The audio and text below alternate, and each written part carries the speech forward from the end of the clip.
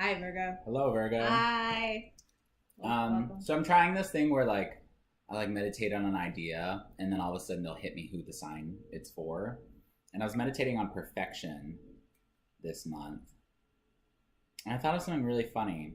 Oh, and it's especially funny because you just brought up Parks and Recreation today. It's the best. And I was thinking of Amy Poehler. She's one of the smartest, funniest, talented people in the world. Maybe that's an overstatement, but I don't think it is. And she literally, as one of the smartest, funny, you know what I mean? She's horrible at accents. She's publicly has said, I'm horrible with accents. Her friends say, Amy's horrible with accents. And yet they still write it into her characters just to remind her how bad she is. Imagine your best friends just rubbing in your face how bad you are at something when you're literally amazing at everything. I feel like there's something... And then I said, taken out of context, this sounds kind of toxic, right? But somehow it seems to me about love, like it's our honor, it's out of honor and respect for her, highlighting someone else's flaws while having a respect for them. I don't know if that makes sense. Yeah. This idea of perfection and how if she wanted, she could go cry in a corner and say she's the worst because she can't do accents. But instead, she just does the accent. She says she's horrible. She does them extra horrible. And then goes on with her life and writes books and wins awards because who cares about my horrible accents because I'm so great at so many things. Right. And Virgos struggle with perfection. You know. Right. They're so detail-oriented. Everything has to be just right. And even when it's all perfect, but it wasn't right enough. Oh, well, I didn't say this before, but there was actually this other thing that really wasn't that great. So really, even though now it's perfect, it wasn't perfect because I missed this one thing that wasn't perfect. So it's not perfect and I can't go on with this. Right. Does that make sense? Yeah. And I don't know how this is going to lead us into the reading. It's just something that I thought about. And I love Amy Poehler.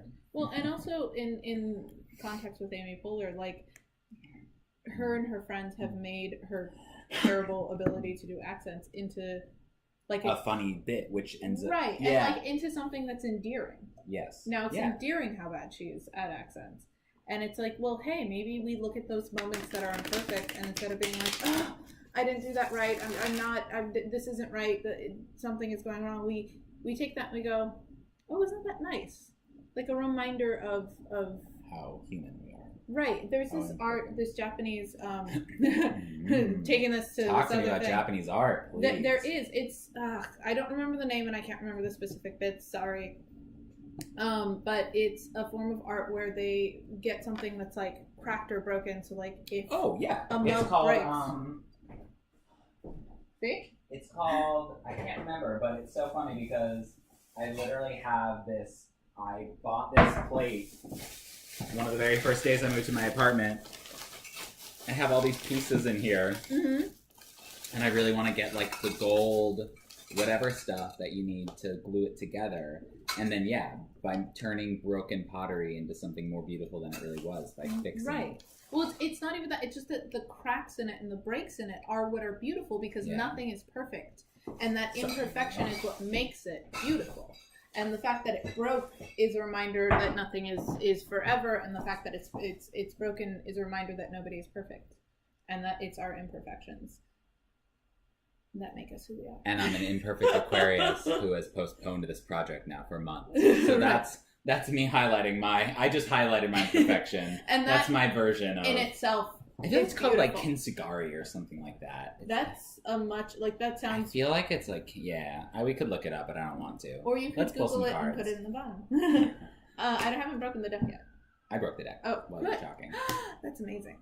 You didn't notice. No, I didn't. There I was we too go. busy looking at myself. Oh yes. There we go. There we go. That's actually really good, right? Okay, so we start off with the Ace of Cups.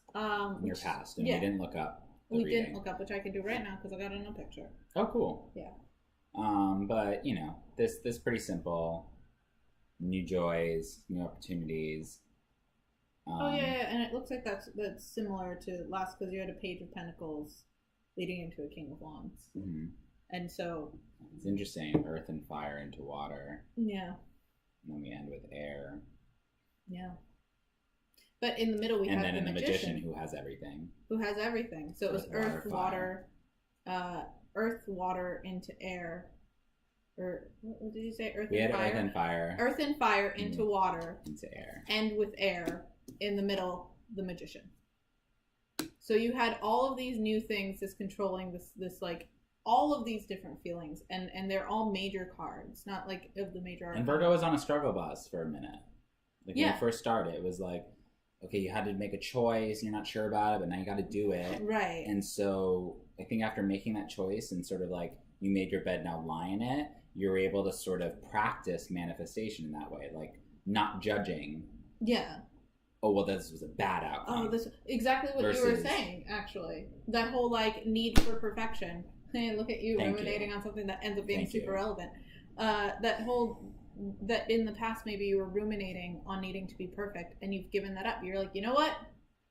I'm going into this Page of Pentacles. I'm working on something new. Something new is coming my way. That's satisfying me in a material world, and it's burning up my passions. And now I'm the queen of passions, and that's bringing me some new friggin' joys. I'm using it to manifest. You know what? And to manifest to what? Not hurt people. You know? Yes. Because Virgos are pure.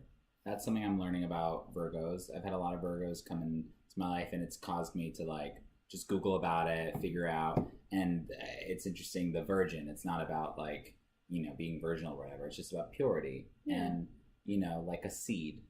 They're an earth sign, so you just think of something so pure as like a seed with all the potential in the world, you know? Yeah. Something that can grow into whatever.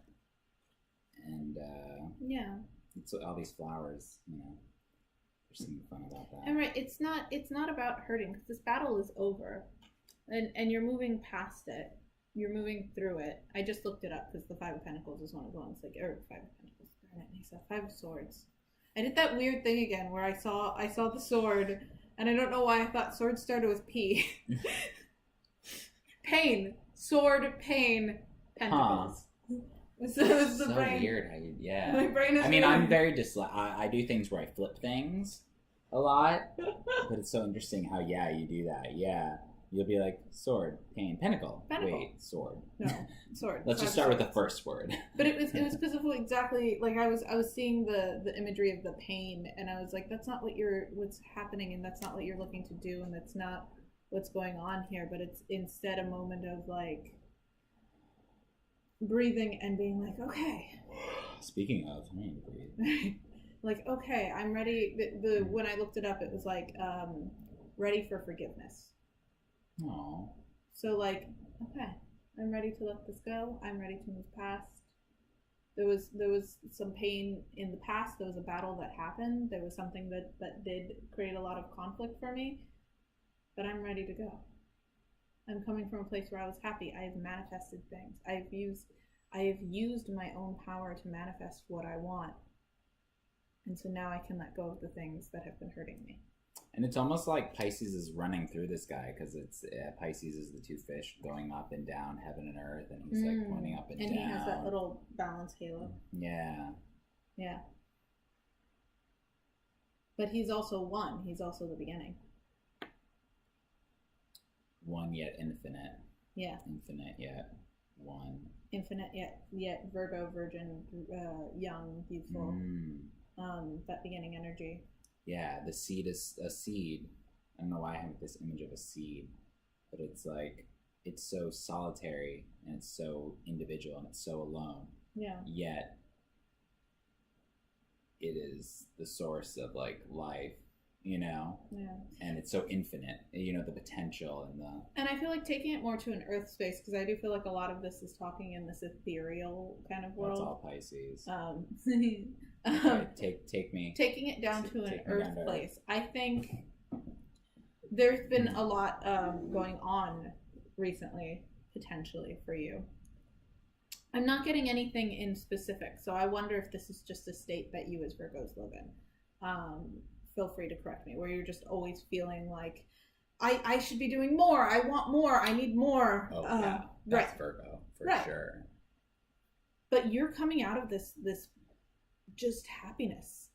I think things started to you kind of maybe let go of that need to like I need to be perfect. I need to have the world the way I want it. Everything needs to fit into place, and you've let that go.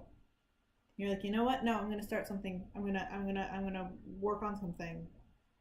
Oh, this is making me feel good. Oh, this is lighting my passion. Oh, this is making me happy. This is making me so happy. And now you can manifest it. And now you can put it to work. And now you can make it grow. And I'm getting a feeling it's the reason I think I'm speaking so ethereal is because I'm not seeing any one thing. I think this is a moment of you working on the world, which if you know tarot, it's the end of the fool's journey, and it means like everything coming together and just being a complete person and complete harmony, which I think is why we have the magician, because it is the 4 elements. It's your, and he's the first card, right? You know, after the fool, but still, right. And I don't think that you're the fool, because you're not. You're ready to begin that journey, but you're not about to take that. You're not the fool, like who's like, I don't know what I'm doing. Let's figure it out. Whoa!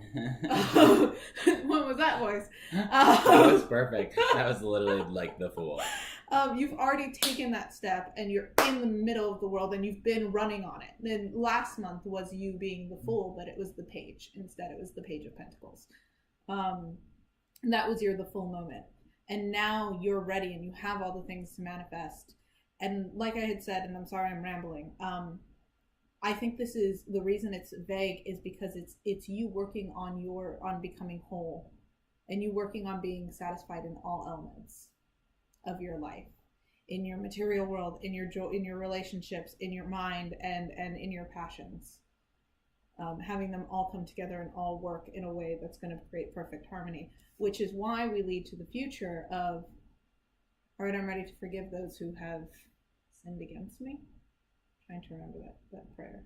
I don't remember it either. But it's interesting that in we've done now several readings. This is the only reading so far that seems to have any sort of clarity.